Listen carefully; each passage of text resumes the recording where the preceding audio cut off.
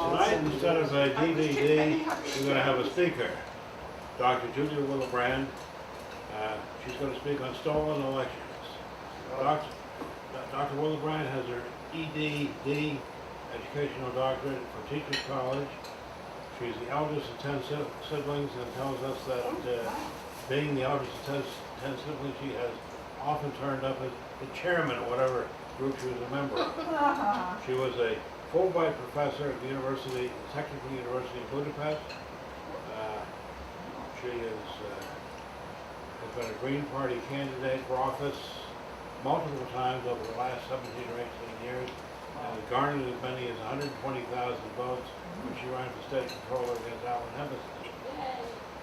She has been a president of the Federation of Green Parties of the Americas. That would be 11 different Green Parties in Americas. She is chairman of conservation group at the Sierra Club. What else? Mother All right, of two children. She's a doctor. She's the mother of 2 children. And here we go. She's currently running for controller in the city election. Right now? Right now, I give you, as we speak, I give you one.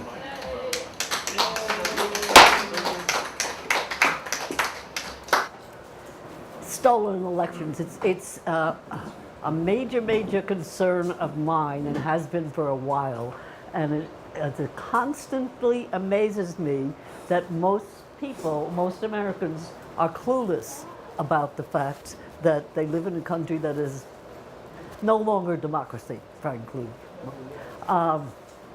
That's open for discussion, so we can start arguing about that one in a little bit. In looking for something that I didn't know, I started doing a search here and there in the last couple of days, and one of the things that I turned up, and I doubt that anybody here has heard it because these things are not covered at all. So, in Georgia, Sessions, I forgot now already what he is, Attorney General, at any rate, somehow or other,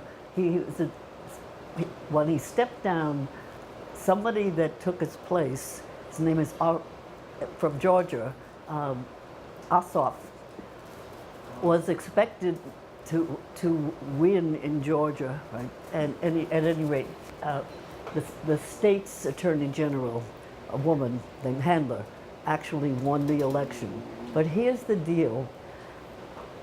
Prior to the election, the Asian community in Georgia decided to do a voter registration campaign, and they did. And they registered 10,000 Asian Americans and turned them into the Board of Elections of Georgia. And none of them appeared on the ballot, or not on the ballot, none of them appeared on the rolls, so they went and demanded to know what happened. And what the state's Attorney General and the state did was try to indict them because they claimed that they didn't get any paper registration forms. And the people that did that had the registration forms Xeroxed. So when they said, well, what do you mean you didn't get them? We've got 10,000 of them and we've got the paper version. And somehow something in the Georgia law allowed them to try and indict them for manipulating voter registration. They didn't get away with it. Nobody got indicted, but an African American group then started the same kind of voter registration drive in Georgia, and they turned in 84,000 forms for 84,000 people of color in Georgia. And when they look at the voter registration rolls, guess what? 46,000 of them were missing. And they did the exact same thing when they started to complain and make a demand about it. The state tried to indict them for some kind of voter fraud thing. So that's the Jim Crow. it's like stunning, and I just said, what? Yeah. So there we are. One state we know for sure. 50,000 voters didn't get registered because the state, which is controlled by Republicans. So that's a piece of the stolen election story. Does everybody know what crosscheck is, or have you heard the term? Anybody heard the term? No? Okay. The Koch brothers put up about $1 million to have the Secretary of State of Kansas, Kobach, who is now Trump's election advisory commissioner, had him do the work of creating a list of voters with the same name in different states. So he came up with a list that was about 1.5 million people with the same name, or at least he had one companion with the same name. With no surprise, of the 1.5 million voters on this list, there were a multiplicity of duplicates, and most of the duplicates would be either Asian, well, we all know that, everybody's named Lee or a couple of other names, or people of color, the Jacksons and the Browns and so forth. So, and the Hernandezes, right? And all of those, if Andrew Brown lives in Kentucky and voted, and Andrew Brown happens to know lives in New Hampshire and voted, the two of them are on this cross-check list, and the state attorney general in New Hampshire, if there should be a GOP attorney general, just purges them because they're duplicate. Just on that, you have the same name, you voted in the same year, therefore you must have voted twice in 2 different states. So both are purged? Yes, both are purged. Oh. Well, depending on, because they'd be in 2 different states. So they, Greg Palast did a lot of the work on this, the investigative work. So there's something like a million voters have been purged that way with this cross-check setup that Kobach created and the Koch brothers funded, and Kobach is Trump's commissioner of the Electoral Advisory Commission. So, but you could just go on and on with this. The disenfranchisement all over the United States was relatively easy because if you've got these kinds of records where you can see somebody's name and where they live, it becomes quite obvious. Except that all of these million of voters that were purged from the voting rolls, when Palast tried to call the attorney generals in the states where it happened to task for it, said, so it's a felony to vote twice in 2 different states. So where are all the arrested felons from all of these people that you purged from the rolls? Well, they couldn't find them. I mean, he has some interesting stories about like trying to get attorney generals in states to listen to him or talk to him. So that's one aspect of the stolen election.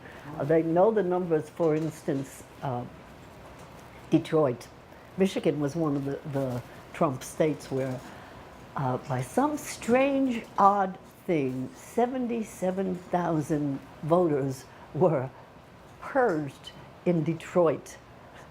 Now, Detroit is 85% black.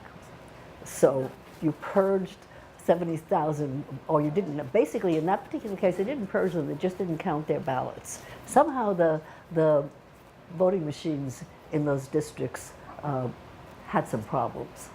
I mean, when you start to, I mean, I knew about it, I knew it was awful because I'm on one of Greg Palast's lists, and he does a lot of the investigating with. He's the person that did the work to, I think, probably most people in the room know that Al Gore actually won the election in Florida, or maybe you don't know that. George Bush became our president, and the way it happened was George Bush's campaign manager also happened to be the state of Florida's attorney general. Her last name is Harris, I forget what her first name is. And what she did was buy a list of felons from all over the United States.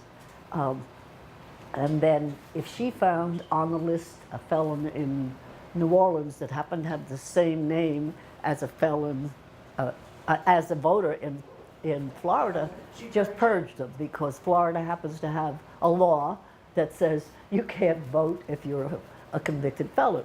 So she purged about 100,000 people from all over, Floridians who just happened to have the same number as somebody that was a felon somewhere else. She just, and that purge was enough to cost Gore the election. So he surrendered to it and didn't fight for what he won, because basically we're talking the tens of thousands, and Gore, quote unquote, Bush won by 500 votes. So and anyway, that one was made public by Gore, by Palast over a period of time. He also did the work of, the same thing happened actually to Kerry in 2004. He also had the election removed. He lost the election by Ohio, was what cost him, and Blackwell, the state attorney general in Ohio, did exactly the same thing, purged the rolls so that Kerry didn't win. So The people don't know that they've been purged. They vote and it's just not well, counted. it depends. The kind of, no, they don't know, but the kind of way, there are varieties of ways in which they purge. One of the ways, as I said, is this cross-check. If you happen to have the same name and you live in a state where the GOP wants to get rid of you because you're a minority of some sort, you can get purged. One of the they actually have two. They have another term, the technical term for them. It's called caging. So, you want to remove a bunch of voters from the rolls, and the people you want to remove are minorities, and so you send out official mail to all of them, saying, do not forward on the mail. So when the mail comes back, say you're in the Army now, but you lived in X, but now you're in the Army. You're still a registered voter in the place where you lived, but you didn't get the mail because you're not there. It comes back to the powers that be in the Board of Election, and they just remove the person from the roll. So then when that young man in the Army votes on an absentee ballot, the Board of Elections taking him off the rolls, and they just throw it out. So there's these tiny technical things that are, one of them that I just discovered the other day. It seems that in the United States there is not Trump's commission, but another similar kind of board at the national level. And one of the things that board does is every voting precinct in the United States excuse me, is required to report to this national board the number of votes that have not been counted in their precinct. So, depending on your machines and depending on ballots and depending on a lot of things, a lot of votes cannot be counted, or they won't be counted because they don't want to count them actually. But when they report it, they have to report, and every precinct does report. And last year's count that the US government got out of the 130 million votes that were cast, not necessarily counted, but cast, 7 million weren't counted. That's what they reported to this commission. I mean, it's kind of these things are like, what? What kind of quote unquote democracy do we live in? So I would go on and on and on with these stories, but one of the stories that I particularly think is an important one is that issue of what kind of democracy do we live in. one of the major Harvard schools plus the Australian equivalent of Harvard did a research fairly recently measuring election integrity on the planet, if you will, and they rated countries based on how good their election structures were, and the U.S. came in number 32. 31 countries with a better rating than we have. President Carter was and still is, as far as I know, a major person in the world in terms of going to judge whether other countries' elections are appropriate and honest. And mostly the way they do that is, do the exit polls match the public polls? If the exit poll votes match what within limits, then it's assumed that the country has a reasonably good election system. So the the U.S. on the one I was just citing comes in number 32.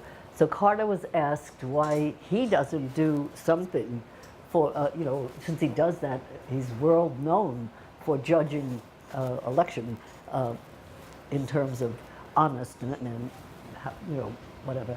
And his answer was that he couldn't be a voter, an election inspector in the U.S. because the U.S. doesn't have enough rules to meet the requirements for getting somebody to come in and check. Literally, nowadays in the last 20 years, they started the gold standard for whether an election is honest and being properly counted is the exit poll. You're literally asked, how did you vote? And you're pretty sure you're getting the right answer then because they just did it. You're being asked how you voted when you leave. So that's considered the gold standard. If that vote, the machine vote or the whatever vote matches the exit poll vote, okay, this is probably a legitimate election. Carter said the U.S. can't be judged the way the other countries are judged because we don't match. The exit polls do not match what the vote is ostensibly is. I know that sounds a little. One of the things in the last 20 years, exit polls have been adjusted. Nowadays, it's literally everybody that's walking out and ask how they voted and tell the person how they voted, and there's a number. That they voted for Trump, they voted for Clinton, or whatever. But if that doesn't match what the polls are predicting or what the machine that they voted on says, they adjust the poll. One of the reasons they did some major adjustments with the Trump election, and the exit poll people that did the adjusting said, well, they didn't really trust the people who didn't admit to voting for Trump. In other words, the Trump vote didn't match the exit poll votes because they were ashamed. So that was the reason why the exit polls didn't match the voting machine polls. It's astonishing how dreadful it all is. So, probably I keep trying to think and look and see if I can find somebody saying why Gore, Kerry, Clinton, there's three of them that for sure were stolen, why they didn't do anything about it. They knew that this was happening when it happened. What could possibly be the reason for it? And the other piece of it is, if they did it to, Gore, Clinton, and Kerry, why didn't they do it to Obama? Well, apparently, the answer to that one is there is a limit, and Obama was about 10 million votes up. Therefore, they really couldn't do what they could do when the race is closer. So the why of why they did it, I couldn't find anything much anybody addressing it, and could find next to nothing about why the press, the mainstream media isn't addressing it. They're, bonkers over this Russian nonsense, I mean, which is utter nonsense. So Greg Palast was asked on a video that I saw what he thought was the reason why Kerry and Clinton and Gore didn't fight for what they won, and his answer was because it's going to cost them too much money. That it's going to cost them too much money. That Gore essentially became a millionaire. He wasn't a millionaire till after he was an ex-presidential candidate, and that's because he got all this corporate enhancement, $500,000 speeches and things like that. And what would happen if any of them fought it, or that's Greg Palast's opinion, is that they would lose that opportunity for all of that money. And Palast mentioned a Mexican president who was a stolen election, and he did fight it. And he said that essentially he was destroyed publicly for fighting it. So that's Greg Palast's answer of the why. But I'm just curious about what you all might think about that subject. So I can't wait to hear. Well, Yeah. so at what point do you decide it was a coup d'etat? I mean, she won by 4 million votes. Yes. I mean, was this really an election? I mean, between the Copes and the Mercers and the Waltons? It's a good question, and yes, she won by 4 million. So one of the questions, as Bob said in his introduction, I'm a Green Party activist. I have run essentially 7 times, including for New York mayor.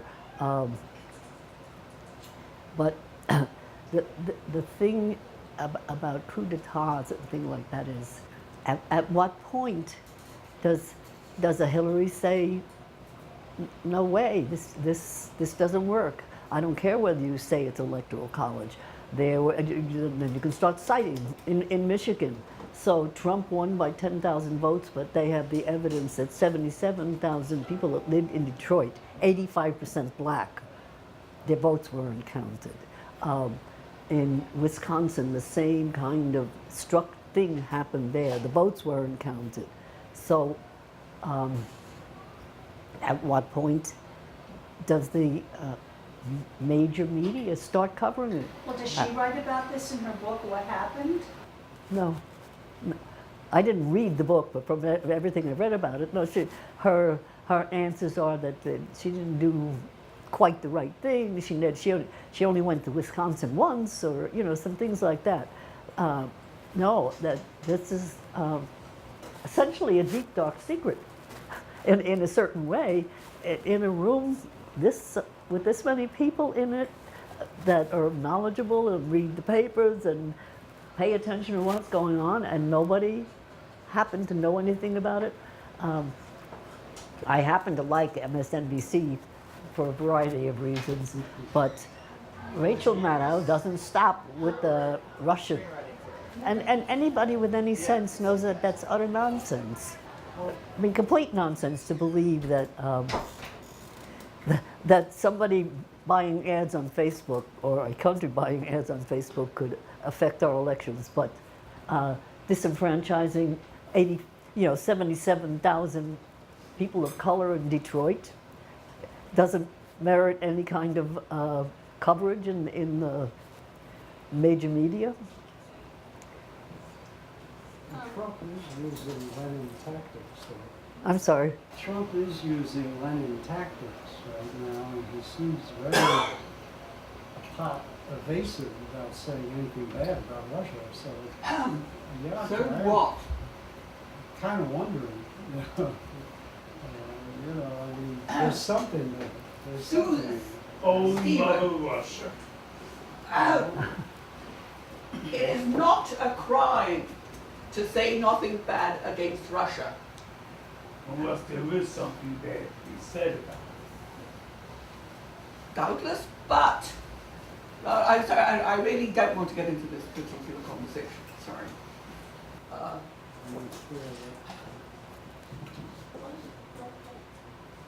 Proceed. No, the thing is that over the past, well, let's go to the most recent. America has had a most hostile policy towards Russia from the get-go. And more recently, in 2014, they actually fomented a coup, an anti-Russian coup in Ukraine. And we have here our Bill, who is so, no, he is so unnaive. Right. He is so unnaive that he knows that I'm talking nonsense. No. He is the most sophisticated person ever. No, absolutely not. Well, he's in the top 10. If I may, in that context, having spent 2 years in Hungary under communist back in 1985, what was astonishing to me was how Henry Cram was the journalist from the New York Times that was reporting on the Eastern Bloc then. And I used to get because of what I was doing, I was connected at the embassy, I would get the Times and read Henry Cram and said, are we really in the same city? Because the ridiculous stuff that was being published in the New York Times about what it was like to be living in a quote unquote under Russian control in Russia was totally actually on 10 or 15 levels, I liked it better than here, frankly. The opera was cheap and available to everybody, among other things, in that terrible communist country. The food was good because it was not being commercially grown by corporations. So, but my point being that clearly the reporter for the New York Times was required to report a certain way. So he did, which was to say how terrible, obviously this communist country must be inefficiently run. And, I get back to New York and people would say, did you get enough to eat, Julie? What about the long lines? How do you know he was required to report that way? What? How do you know he was required? Use the word required to report that way. If you see one thing and you see him reporting something else, But you don't know causality. for heaven's sake. You don't know if he was He does it because he hears voices or something? Well, maybe it's his own Is it prejudice. more likely? Well, hold on. Maybe it's his own prejudices. Maybe he's reporting what he sees. But to say that, I'm not a defender of the New York Times, by the way. I think it also reports a lot of inaccurate stuff. And I'm not a defender of the United States moving NATO up to the Russian border. Okay. However, have you read Masha Gessen on the oppression of gays and lesbians in Russia? Oh, They that's take over. propaganda. The takeover. Excuse me, why are we discussing Russia? Well, we're just bringing up a question here that it's not nonsense that the Russians tried to influence the election. Of course, the United States has influenced elections all over the world. What proof have you of what you just We said? don't know. That's the point. Exactly, but everybody says we do. No, we don't know. We If don't you read what's going on, No, you that's know fine. we I don't just want to get my know. drink. Indeed. But it's certainly a possibility. That's all. It is certainly something that Putin Pigs would might do. fly. I I beg your pardon. Okay. It's certainly something Putin, the aristocrat, the Stalinist admirer, would I do. beg your pardon. Where'd you get this stuff from? You're Where out did they of get order it from? anyway. It's simply Pragmatist. And he hates gays and lesbians. No, he doesn't. Why does he repress them? What happened to... God's sake. That's just What is it Well, to she us? told me that she's the one that's What in charge. a sovereign nation does with its own citizens. Because that's oppression. And we're opposed to that as atheists. We're opposed to repression. We are. We're opposed to the Muslim. You are completely distracting everyone. You're out of order. You're introducing a subject which we did not agree to come to hear. We agreed to hear Julia. If you want I'm to get, answering the point of how do we know a statement was made that this reporter was directed by the New York Times to report a certain aspect of Excuse Hungarian... me, can I answer that, please? Yes. How do I know it? I know it actually specifically because it happened that the embassy in Budapest arranged for a panel discussion between a Hungarian journalist and a couple of American journalists who happened to be there. And the American journalist did a typically American thing, which was to say to the Hungarian journalist, well, of course you're censored. And it's Communist times. And the Hungarian journalist said, excuse me? Nobody tells me what to write. I know what I can write that will be published, and so do you. Indeed. So, That's it. That tells you nothing. I'm sorry, it tells me everything. That is the definition of it. Your speculation. That is is not total. speculation. Your speculation is total. You Okay. don't know what he's thinking. You don't know. You know what? That has absolutely nothing to do with stolen elections in New York. So would we please stay on topic? Russia is a possibility. And I don't want you to say anything more about this. Enough. Okay.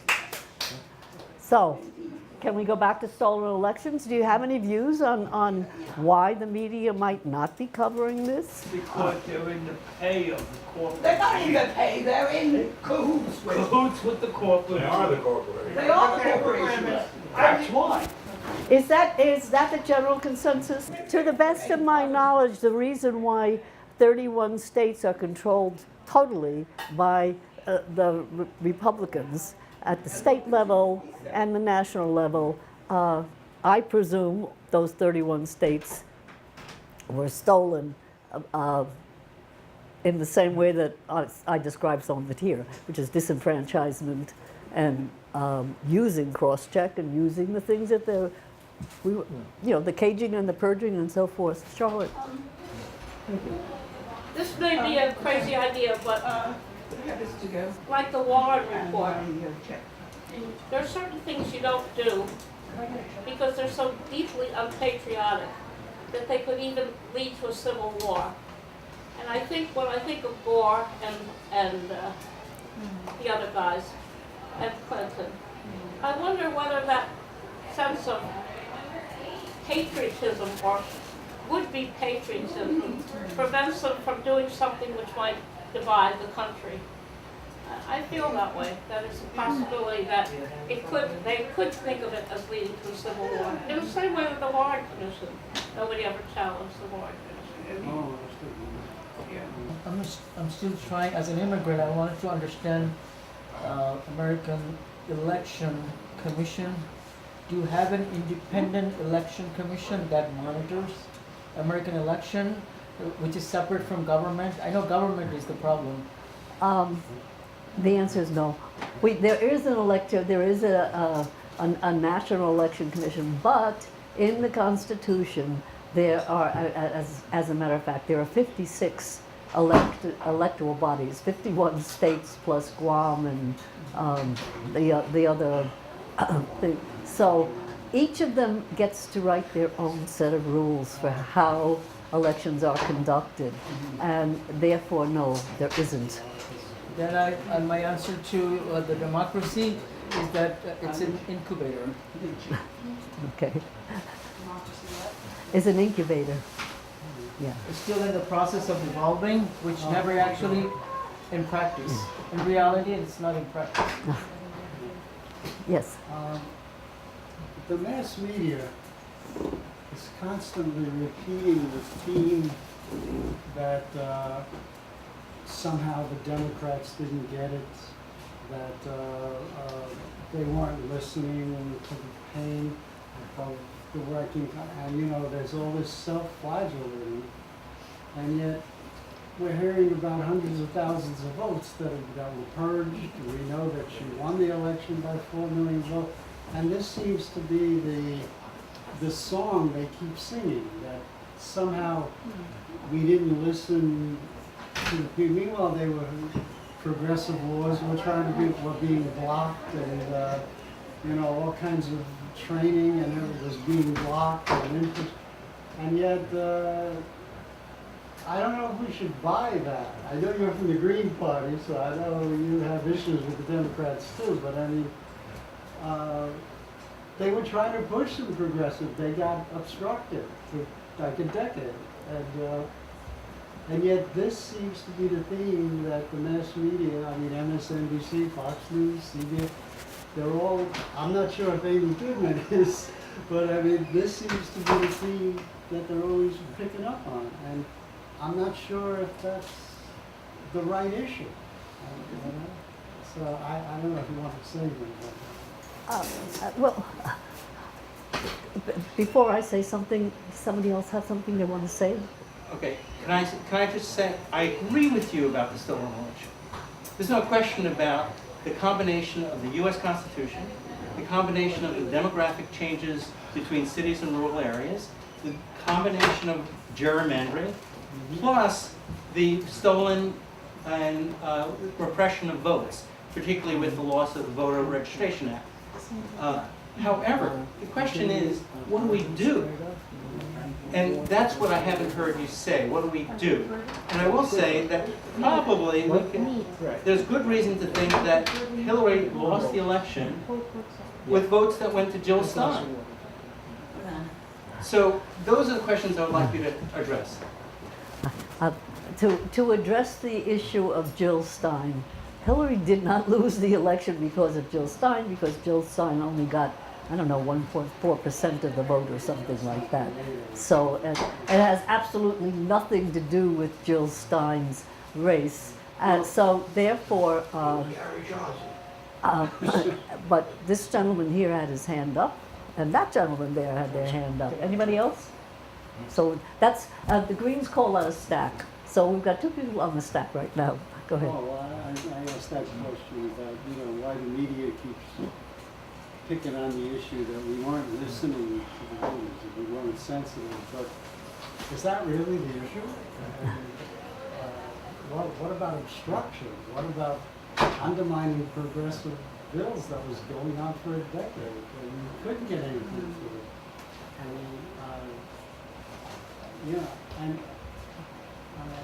And that feels very Leninist, because, you know, Lenin would talk about being the common man, and he was talking to working anger, and he would suppress the press, and you wonder what the next step is. But I mean, why is the media hopping on that, somehow we're flagellating ourselves and not looking at what really happened? The fourth estate has to be the leaders, and they are not. The fourth estate, that is the media. We have the three estates of the French Revolution, and the fourth estate was the aristocracy, the clergy, and the commoners. The fourth estate, and the fourth estate has totally dropped the ball and is going only for that which will sort of what is now known as clickbait, the thing that will get people's eyes on their program to see the advertising that is being done by them. And as you know, we hear a lot about the Russians, and we hear about the failures of the Democrats not hearing correctly. We do not hear about the structural and the list of things that, I'm sorry, your name? Sid. that Sydney here put. These, before we can do anything, we have to have our attention brought to it. And this is what the fourth estate should do and is not doing. I think you were.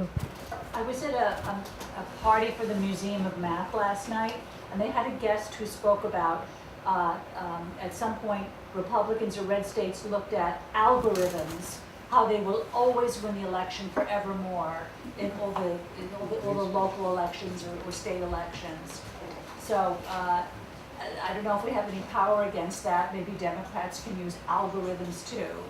But that was what I was thinking about when you were going to talk about stolen elections. I thought it was going to be about this new thing of algorithms, and I guess gerrymandering is another way to say it. But using computing power and higher math to get the right districting, so they will always be in power. There's nothing you can do. It's finished. So that's one thing. And the other thing is, I'm wondering if your name shows up in two different places. Are you being purged? I lived in California and I voted there. Then I moved to New York. Will I show up in both voting rolls and then maybe get purged? How does one know that? That's a good question, and I can say this about it. As far as I understand, the cross-check, it's the same. The issue is that you voted in the same election, not. Oh, okay. So that wouldn't be a problem. But they also mentioned the problem. One of the problems that was cited, in addition to all the ones I've already said, was the fact that apparently there is a reduction in the number of people. People are withdrawing their registration from. Literally, they're unregistered, and this apparently is a result of this Trumpian Kobach call for all the voter information from all the states, and that's a separate issue in that call and how states have responded to it has caused, they believe, a certain amount of disenrollment, if you will. People literally saying, whoa, I don't want, if my name is going to go someplace that I don't want it to be with all my records and things, then I'm getting out of this. So the actual, and I think at this point in the United States, the percentage of actually registered voters that go and cast votes is in the 60s, something 63 or 64%. So we have a pretty lousy record as a country in terms of how many people actually vote. You know, one thing that I think might be a particular solution is like when you register to vote, in this state and other states, not all of them, but in this state, you have to designate your party affiliation, all right? And it's not really complex algorithms, it's databases that they can compile and do things with.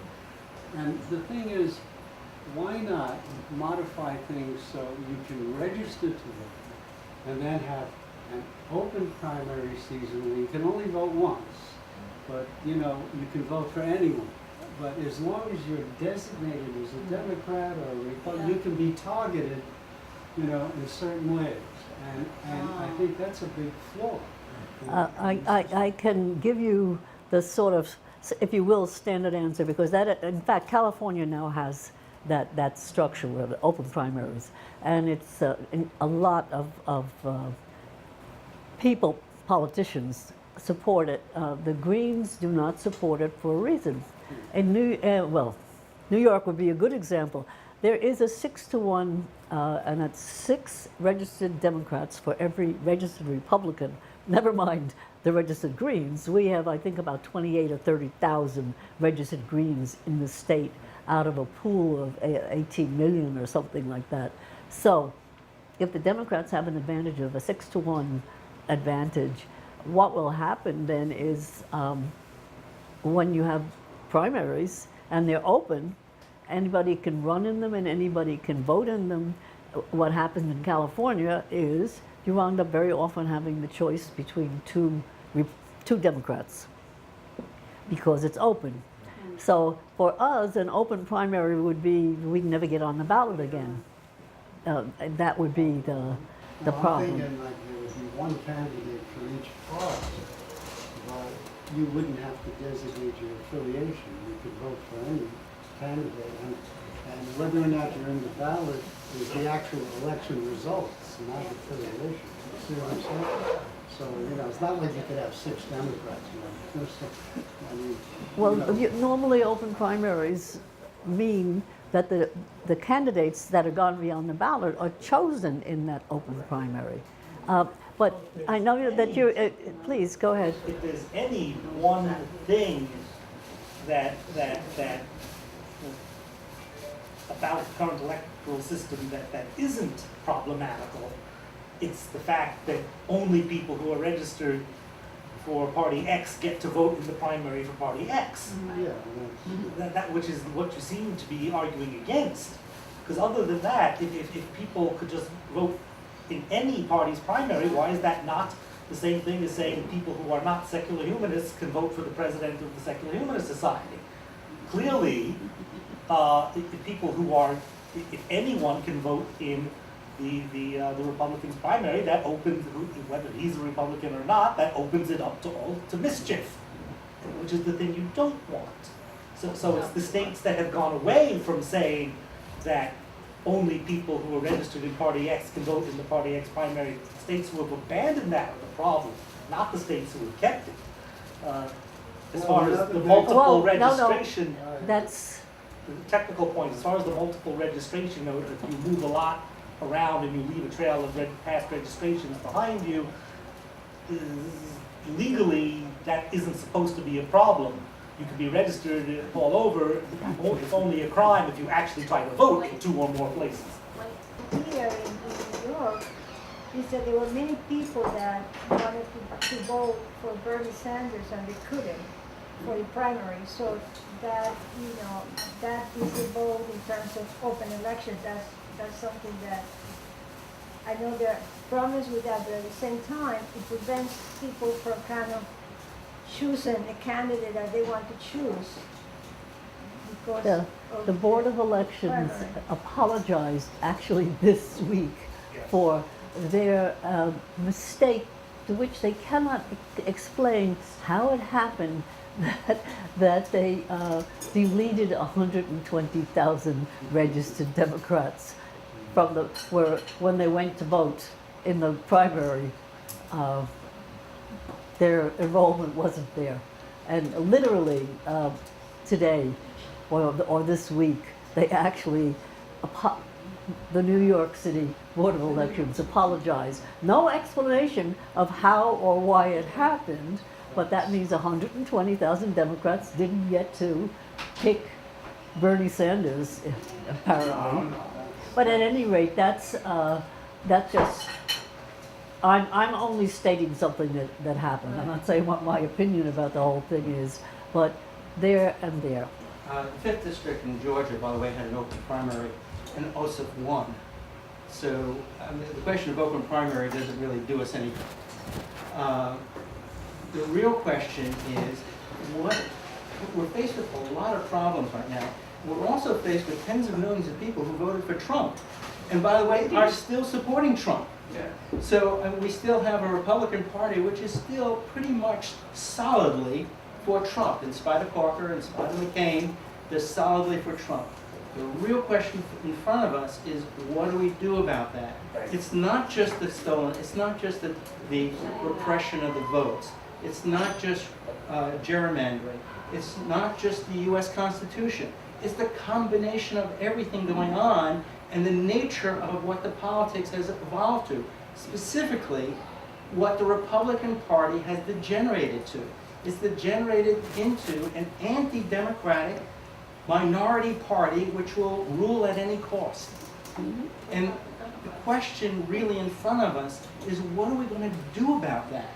And how are we going to fight back? We've got to fight back probably on all these fronts, but it's not one problem. It's an entire problem.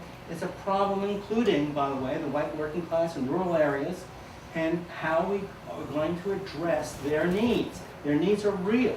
Well, Bob hasn't spoken, so I'll speak. Go ahead, I'll Bob. say there's no reason whatsoever to believe the people who voted for Nader, for Joe, for Gary Johnson would have even showed up had those people not been on the ballot. First, I'd like to say something about the open primary. I mean, you're talking how there can be a lot of monkey business, but also people who were registered as independent had no choice.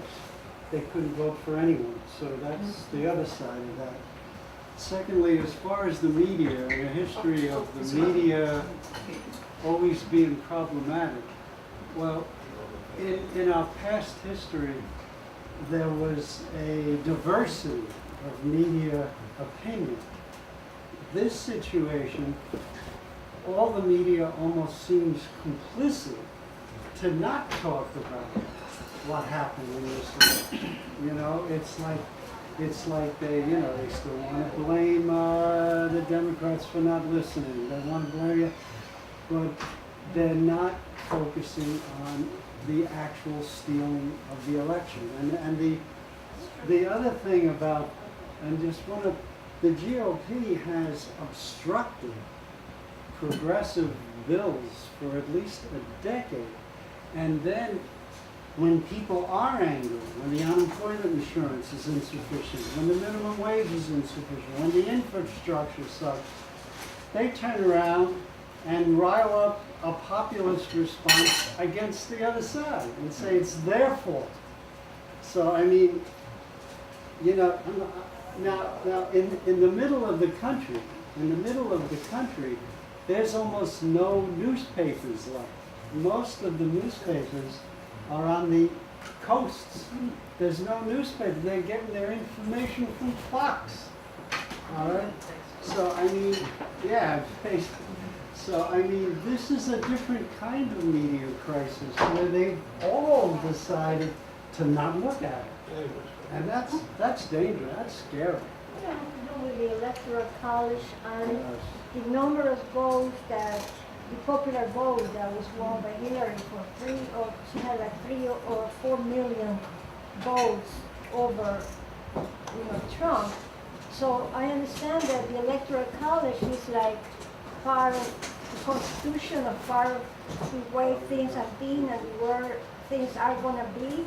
So I wonder whether, I don't know what is the thought about modifying something where there is over a certain number of votes, I don't know, over 1 million votes that is popular vote is won by this person, whether that could be the reason for. It's important to keep in mind that that ancient, outdated old piece of political junk that we have in this country called the Electoral College was created back in the early 1800s as a tool for populating states, new states that had virtually nobody living in them, and therefore gave states with less of a population a bigger sway in the final vote for the purpose of getting people to move to those empty states. So therefore, states that have less people and less votes in them have more influence on the final election because of that ancient, old, outdated piece of political junk we have in this country called the Electoral College. It was in the Constitution. Well, that was back in the late 1700s, so at that point in time. Again, I'm not a constitution scholar or lawyer.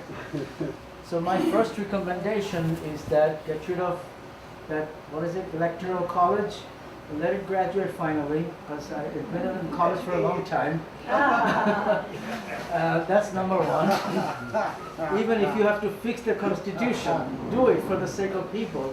If the Constitution is for the people, obviously that's what I heard, you know, everything is for the people, then for the sake of people, there should be a state of emergency and fix the constitutional crisis that this country has and allow the third party like Jill Stein's party that you represent. To me, the obvious thing is that that's what you need to go back to, a parliamentary system with multiple candidates and a ranked choice voting, as opposed to this nonsense system we have now, which permits I mean, it permits flipping with the machines. It permits all kinds of things because of the particular, it's systemic. One solution that's, if you haven't read Naomi Klein's new book, No is Not Enough, it's excellent, but one of the things, the major thing is, what she says, the only time things have changed, what happened in 1917 in Russia was the people actually got together. And last year in January, or this year in January, I was in Washington for the Women's March down there, and there were 4 million women there. It was an amazing, amazing experience to be there. It felt like, wow, this is what it could be. So that's the solution as far as I'm concerned.